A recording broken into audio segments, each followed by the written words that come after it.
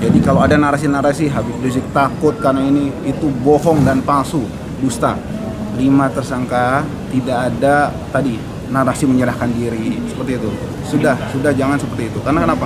Saat ini mereka sudah diperiksa rencana untuk pra-peradilan terkait proses penangkapan, penahanan dan penetapan tersangka. Saya tegaskan bahwa negara kita, Indonesia, ini adalah negara hukum. Oleh karena itu, hukum harus dipatuhi dan ditegakkan. Sudah merupakan kewajiban aparat penegak hukum untuk menegakkan hukum secara tegas dan adil.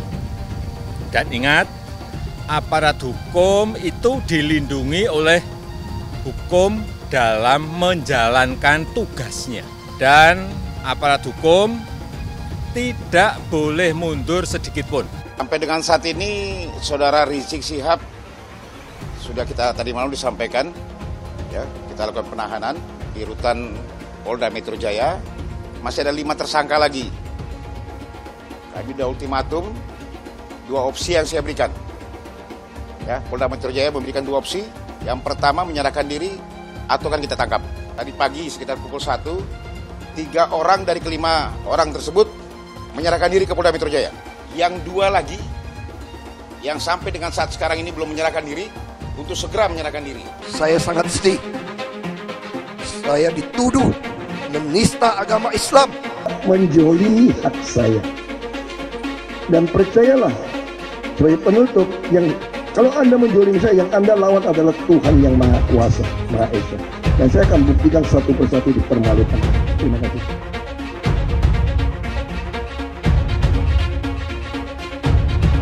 Tersangka MRS. Ancaman di atas 5 tahun.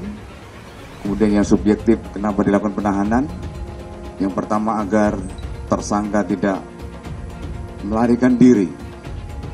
Kemudian tersangka tidak menghilangkan barang bukti. Dan yang ketiga adalah tidak mengulangi perbuatannya. Rekonsiliasi apa? Kalau rekonsiliasi itu ada konflik antara kita dengan Rizik Syihab. Lah, orang yang ditahan-tahan kayak Abu Bakar Basir dan sebagainya kan tidak ada hubungannya dengan Habib Rizik. Pemerintah ragu, ini kan sudah jelas ada kesalahannya. Tapi ada yang mengatakan, wah itu kriminalisasi gitu. Itu biar aja hukum nanti yang membuktikan. Nah, Ustaz Mahir udah masuk, Ustaz Yusnur masuk, nampakku kau tak lama lagi gitu. Tak takut saya, paling pantang saya diancam-ancam mereka. Belum kenal kan sama serahkan senjata. Baik, kita akan bawa senjata, kita serahin. Kita serahkan sebagian senjata kita. Kita simpan sebagian yang lain untuk jaga-jaga, sudah. Kira-kira jelas tidak? Nggak bisa, saudara. Kami tidak akan biarkan mereka tidur tenang sampai mereka lari ke lubang semut. Siapa yang membunuh orang beriman, maka balasannya adalah neraka jahanam. Membunuh orang beriman memang balasannya neraka. Tapi mengirim teroris ketemu 72 bidadari di sorga, itu adalah tugas aparat. Bravo aparat, tumpas habis terorisme. Wah, dia ngomong, Habib, musuh punya pistol, kita nggak punya. Kadang-kadang intelnya SD nggak lulus sih. Betul? Betul? Kalaupun mati, cuma 6 orang yang mati. Sisanya 1000 yang punya pistol habisin. Kita tantang mereka untuk perang melawan kita. Kau pakai parang, kita pakai parang. Kau pakai bedil, kita pakai bedil. Kau pakai granat, kita pakai granat. Kau pakai amunisi, kami juga punya amunisi. 7 hari, 7 malam, pecah perang. Tidak mau diajak revolusi akhlak. Sudah saatnya umat akan melakukan jihad untuk kembali memerdekakan Indonesia, saudara. Takbir, takbir, takbir, siap revolusi. Sekarang ini ada upaya di mana-mana supaya bagaimana umat Islam tidak lagi mempelajari ayat-ayat jihad. Bahkan mereka katakan ayat-ayat jihad itu tak lebih merupakan ayat provokasi. Jihad bukan teroris, terorisme bukan jihad. Ada satu jenderal bicara di televisi, ditanya apa sih ciri teroris? Apa dia jawab? Ya, ciri teroris itu yang menerapkan syariat Islam. Astagfirullahaladzim. Maka saksikanlah, hei dunia, hei jin dan manusia, saya adalah termasuk golongan terorisme. Habib Rizik, napa? Yang terhormat Gus Dur yang selalu menyebut saya teroris lokal. Gus Dur itu buta mata juga buta hati. Gus Dur menyatakan bahwa FPI harus bubar. Tapi alhamdulillah dengan pertolongan Allah, 4 bulan kemudian bukan FPI yang bubar, tapi Gus Dur yang bubar, jatuh dari kekuasaannya. Ya Habib, kita jadi kalau jadi presiden aja nggak bisa bubarkan FPI, bagaimana sekarang mau bubarkan FPI? Boleh nggak Habib menghina orang lain? Nggak boleh. Masa punya darah Rasulullah kok menghina orang, kan nggak pantas. Evolusi akhlak. Sementara penyampainya ini akhlaknya tidak bagus. Saya meyakini kalau kemudian polisi melakukan itu tentunya mempunyai bukti yang bisa dipertanggungjawabkan. Selama itu dilakukan, saya pikir bukan kriminalisasi ulama. Hari ini orang menafsirkan Al-Quran sesuai dengan kepentingan masing-masing. Bahkan lebih celaka lagi adalah kepentingan politik masing-masing. Jadi kalau ada ulama yang ngomongnya kasar, ulama bukan itu, bukan ulama. Negara tidak boleh kalah dengan premanisme. Tidak ada kriminalisasi ulama, tidak ada. Yang dikriminalisasi adalah mereka-mereka yang memiliki kesalahan. Presiden tidak minta maaf, menteri tidak minta maaf, kami akan ajak umat Islam rame-rame turun, kita demo kepung istana presiden supaya tidak kurang ajar. Takbir! Presiden goblok, udah menteri agamanya saudara sesat, kurang ajar, korinya dajjal, istananya menjadi istana iblis. Kalau saya ajak turun kepung istana, siap tidak? Siap tidak? Takbir! Kalau ikut Pancasila Bung Karno, sila ketuhanan dipantat saudara. Video azan cuman hayya 'alal shalah diganti hayya 'alal jihad. Jadi nanti yang jawab Allahu Akbar ataupun hayya 'alal jihad juga. Anda tunggu sekarang Bang Riz. Hayya 'alal jihad. Hayya 'alal jihad. Seumur hidup saya belum pernah lihat ada orang adzan kok kayak gitu. Adzan kok seruan untuk sholat diganti seruan untuk jihad. Nah ini sesuatu yang sangat bertentangan ya dengan ajaran Nabi Muhammad SAW. Kalau ada sesuatu ya selesaikan sesegera mungkin. Jangan dia ditunggu sampai meningkat. Tadi kan ditunggu sampai meningkat. Sebenarnya dari dia datang pun sudah ada pelanggaran kan. Dari awal itu sudah seperti itu.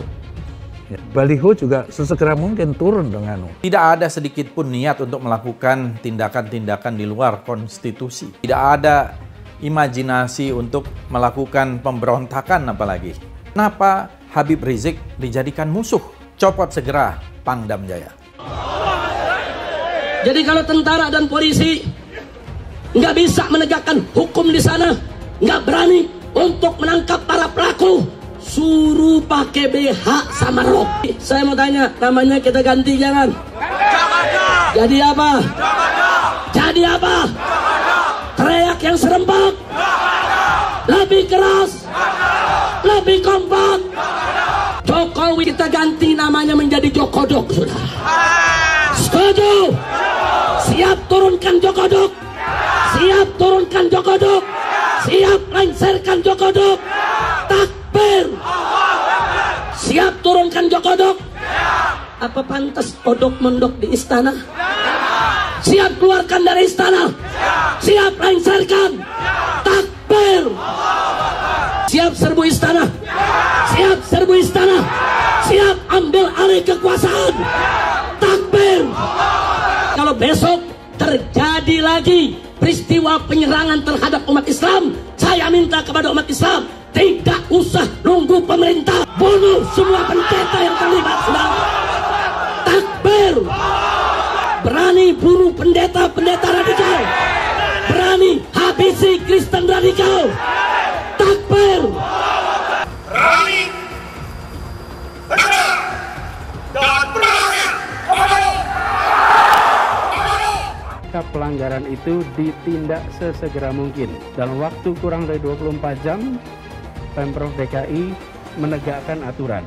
Artinya yang melanggar ya harus ditindak.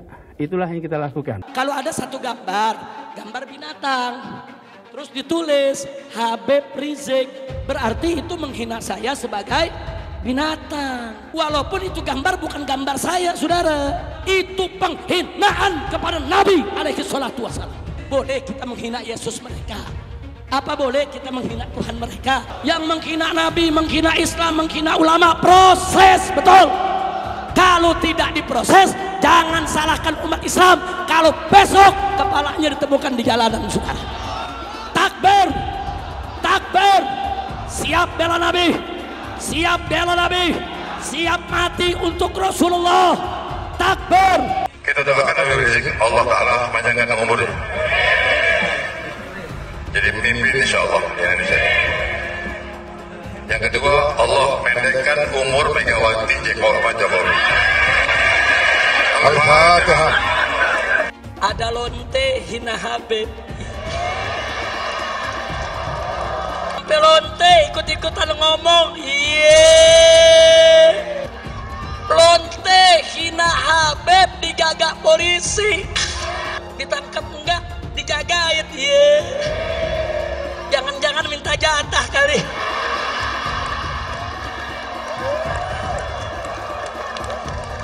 Jadi pemimpin itu berpihak dulu, ada keberpihakan, dari keberpihakan dibuat mekanisme aturannya.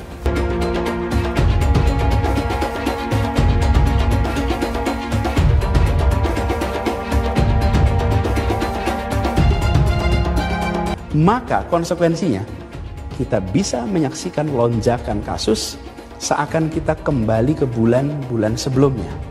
Dan bila itu sampai terjadi, maka Pemprov DKI Jakarta, gugus tugas DKI Jakarta tidak akan ragu, tidak menunda untuk menggunakan kewenangannya menghentikan kegiatan sosial ekonomi di masa transisi ini. Rakyat kecil yang nggak patuh protokol kesehatan didenda. Giliran ada yang bikin kerumunan, ribuan orang berkali-kali dibiarkan. Ada yang dari luar, gubernurnya malah sowan. Kenapa takut? Padahal tegas itu yang dirindukan kami, rakyat Indonesia. Gubernur goblok. Berpotensi besar untuk melarikan diri. Itu yang nggak boleh kita lupa tuh. Untuk segera ditahan. Karena sudah berulang kali selalu mengulang-ulangi penodaan agama, ditambah berpotensi untuk melarikan diri. Pancasila Soekarno, ketuhanan ada di pantai. Anak Tuhan dari mana? Kalau Yesus anak Tuhan, bidangnya siapa? Besok di seluruh wilayah Indonesia kami katakan bahwa padahal dia minoritas. Dia mulai tahu pertama kafir, kedua goblok. Kitab Bible Kristen itu bohong. Saya bukan mengatakan Bible Kristen fiksi, Bible Kristen itu palsu. Karena di salib itu ada jin kafir. Karena di salib itu ada jin kafir. Karena di salib itu ada jin kafir. Haleluya. Saya nggak pernah mundur untuk kebenaran, keadilan, kejujuran, dan peri kemanusiaan. Gue nggak pernah mundur. Dan gue nggak pernah takut juga sama lu. Siapapun yang rasis, gue akan hadapin. Gue bilang. Karena rasis itu tidak berperi kemanusiaan. Karena saya ditanya dulu kan, kamu nyesel nggak statement kamu di Pulau Seribu sehingga masih masuk penjara? Tidak pernah nyesel. Karena saya mengatakan kebenaran. Hai teman-teman, saya mau memperlihatkan transaksi saya hari ini lakukan trading di eToro. Ini bukti transaksi saya untung $4.500 US, itu sekitar 68 juta rupiah. Semua keuntungan bisa saya dapatkan dengan fasilitas copy trading di eToro. Kalau saya bisa, kalian juga bisa guys. Oke, itu yang mau saya tunjukkan. Like video ini sekarang juga dan gunakan link di kolom deskripsi, maka kalian berhak dapat bonus kalian. Promo ini ada masa waktunya, jadi jangan ketinggalan. Bukan cuma itu saja, transaksi tidak dikenakan fee, baik itu investasi saham, trading forex, komoditas, bitcoin, dan lainnya.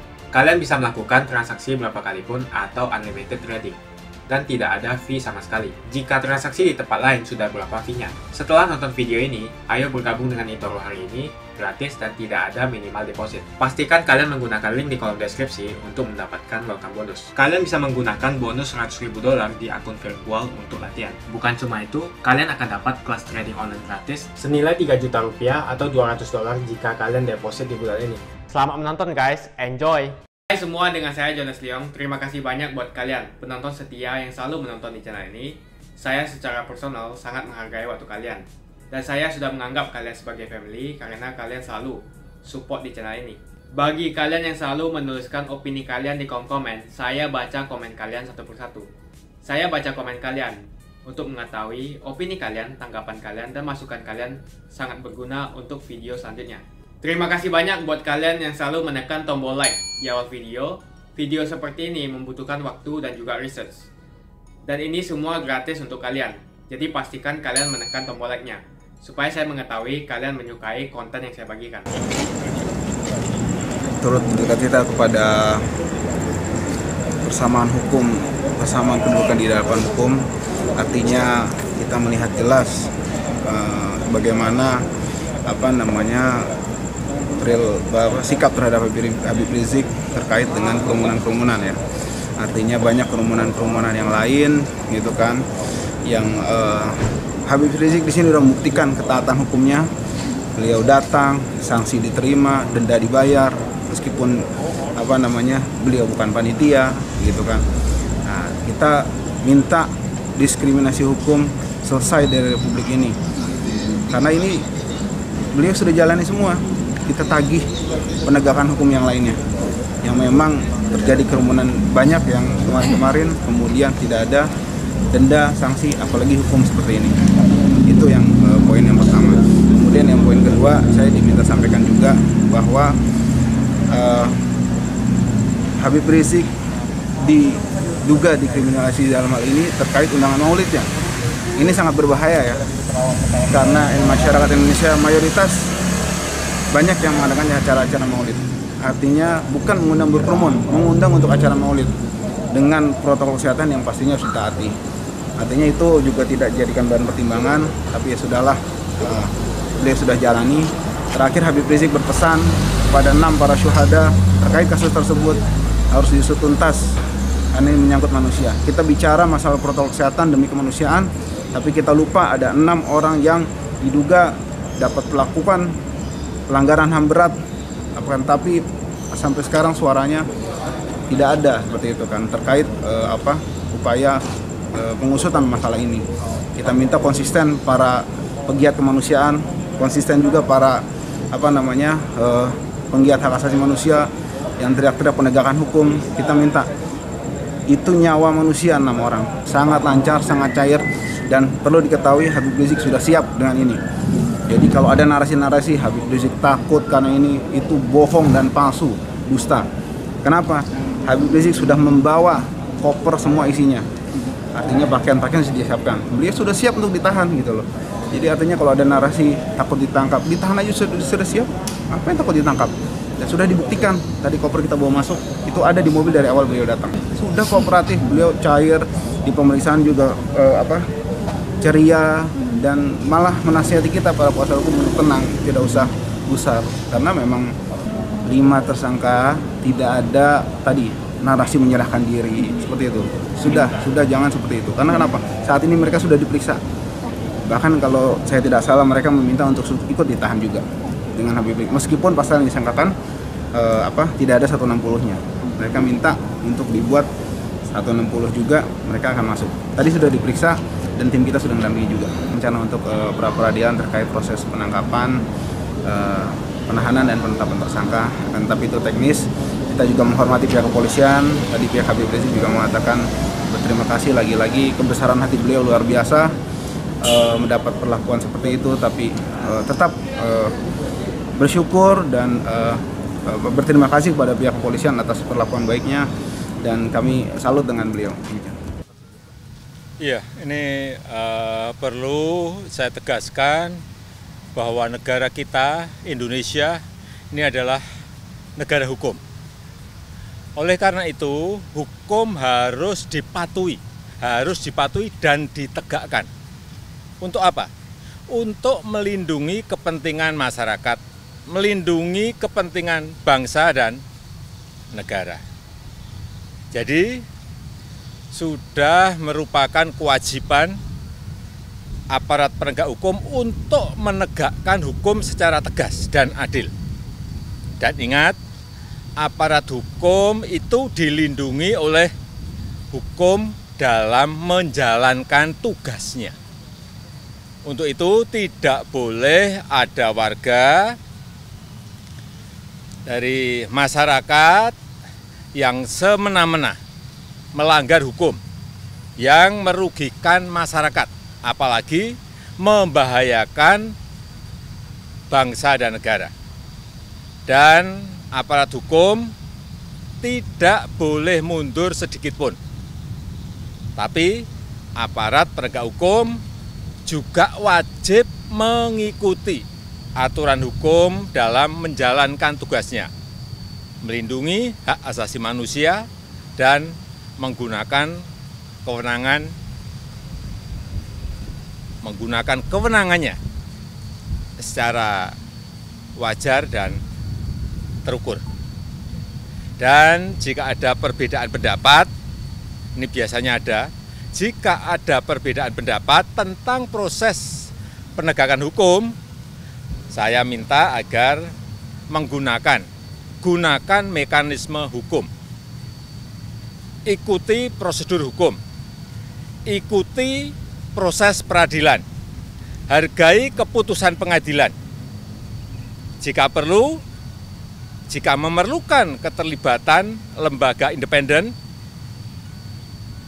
kita memiliki Komnas HAM, di mana masyarakat bisa menyampaikan pengaduannya.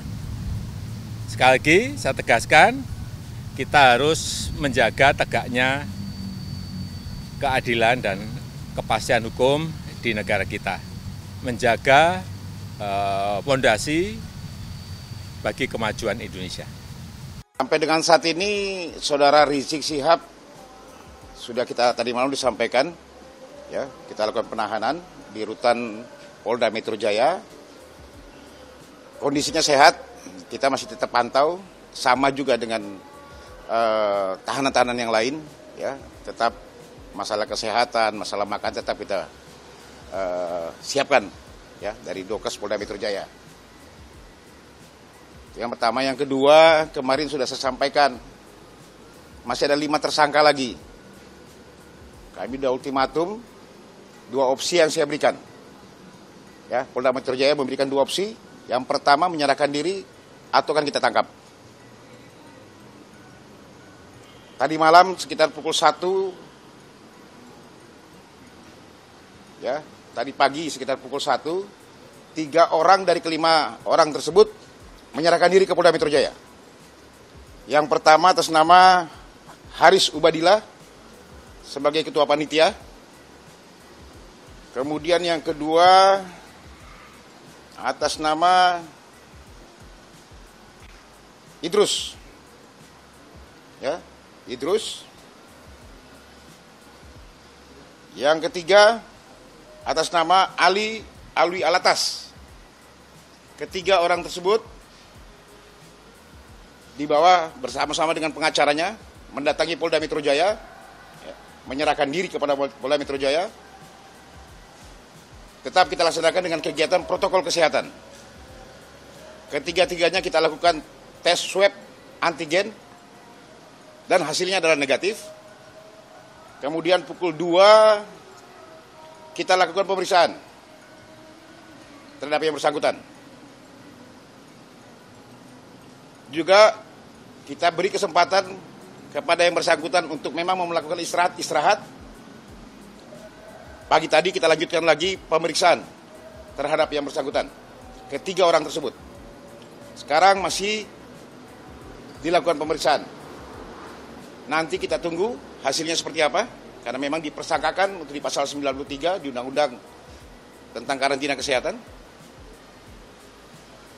Kami cuma mengharapkan yang 2 lagi, yang sampai dengan saat sekarang ini belum menyerahkan diri, untuk segera menyerahkan diri.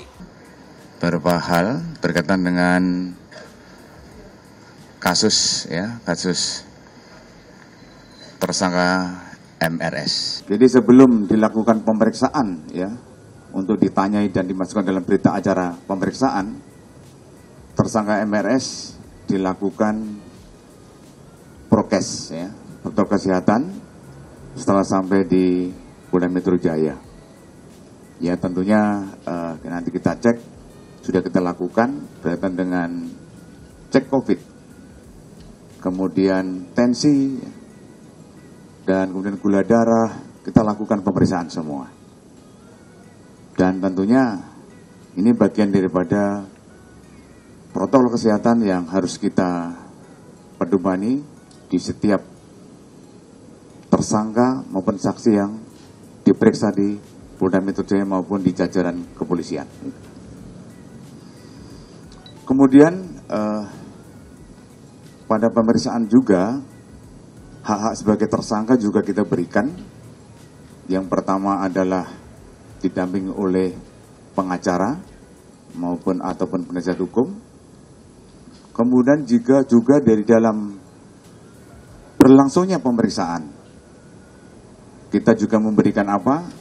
Kegiatan misalnya mau sholat zuhur, kita berikan waktunya. Kemudian juga isoma, kita berikan waktunya. Kemudian juga sholat asar, kita berikan waktunya. Sampai sholat maghrib pun kita berikan. Ya, makan siang juga kita berikan, makan malam pun juga kita berikan. Jadi semuanya kita berikan sebagai hak-hak sebagai tersangka yang kita lakukan dengan humanis kita berikan. Kemudian di dalam pemeriksaan penyidik memberikan 84 pertanyaan, ya, pertanyaan yang ditanyakan kepada tersangka MRS. Gitu. Jadi mulai jam 11.30 dan tadi selesai jam 22.00 dan kemudian setelah selesai diperiksa tentunya dari penyidik membacakan kembali, ya, membacakan kembali daripada berita acara tersebut. Dan kemudian ada beberapa yang diperbaiki ataupun ditambahi oleh tersangka. Jadi kita melayani dengan baik, kita layani apa-apa saja yang menjadi kekurangan daripada jawaban, ya, tersangka di dalam berita acara pemeriksaan. Kemudian tersangka MRS kita tahan, kita lakukan penahanan oleh penyidik itu dimulai tanggal 12 bulan 12. Jadi artinya tanggal 12 Desember 2020 selama 20 hari ke depan. Jadi sampai tanggal 31 Desember 2020. Alasan penahanan ada dua, yaitu objektif dan subjektif. Untuk objektif, ya, ancaman di atas 5 tahun. Kemudian yang subjektif, kenapa dilakukan penahanan? Yang pertama agar tersangka tidak melarikan diri. Kemudian tersangka tidak menghilangkan barang bukti. Dan yang ketiga adalah tidak mengulangi perbuatannya. Dan intinya juga dilakukan penahanan adalah untuk mempermudah proses penyidikan. Gitu. Tapi sudah disampaikan sama Kabitumas apa? Ada dua, yaitu menyerahkan diri atau dicari. Kalau untuk materi nanti kita tunggu sama-sama dilihat di mana? Di pengadilan, ya, bareng-bareng kita lihat, kita dengerin, ya. Kalau untuk materi untuk penyidikan, tentunya ini bagian daripada materi nanti di pengadilan.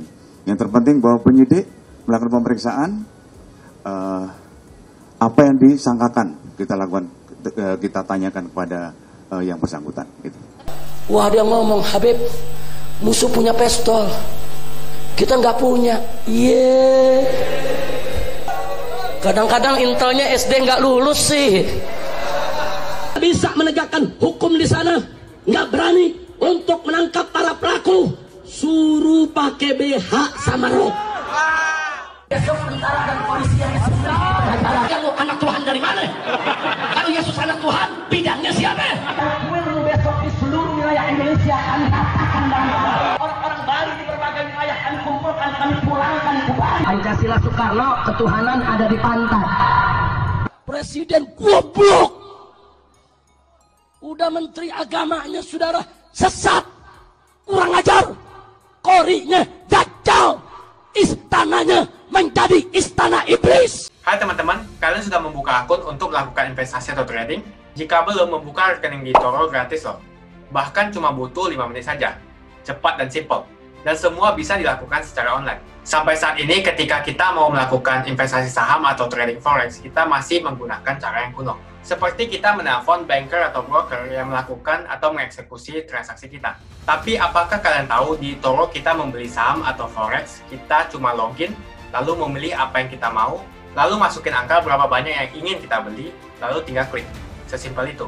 Sampai saat ini kita bingung mau investasi saham luar negeri, trading forex, komoditas, dan cryptocurrency di mana tempatnya. Kita bisa transaksi semua trading ini di eToro. eToro merupakan one-stop shopping. Sampai saat ini kita membayar fee di setiap transaksi kepada banker atau broker. Setiap kita melakukan transaksi jual beli, biasanya kita dipotong fee oleh platform kita. Kalau dalam 1 bulan kalian melakukan transaksi 1 kali, mungkin tidak terasa.